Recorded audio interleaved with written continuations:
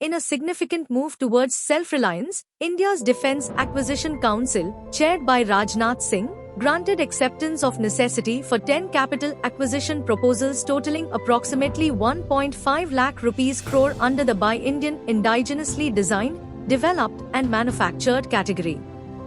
These indigenously designed, developed and manufactured systems aim to modernize capabilities across the Army, Navy and Air Force. Among the key approvals is the procurement of 12 mine countermeasure vessels for the Indian Navy at an estimated cost of 44,000 crore rupees. These vessels, designed to detect and neutralize underwater mines, address the long-standing gap left by the decommissioning of older minesweepers.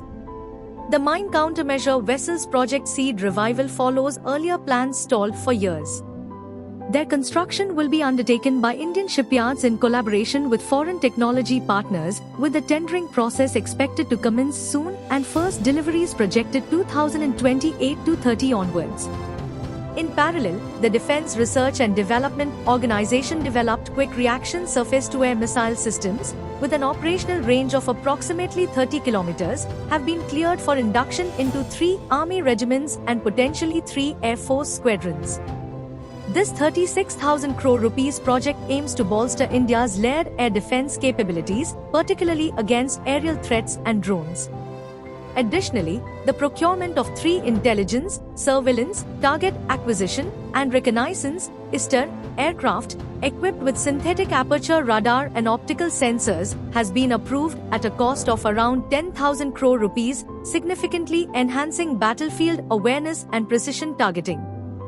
The Navy will also receive further capability enhancements, including super rapid gun mounts, moored sea mines, and submersible autonomous vessels to strengthen coastal security and safeguard maritime trade routes. Moreover, the tri-services will benefit from the acquisition of armored recovery vehicles, advanced electronic warfare systems, and the implementation of a common inventory management system to streamline logistics and sustainment processes. These approvals underscore the government's continued focus on modernizing the armed forces and advancing indigenous defense manufacturing under the Make in India initiative. Notably, this marks the Defence Acquisition Council's first major meeting since Operation Sindoor, highlighting the urgency in strengthening capabilities to meet emerging security challenges.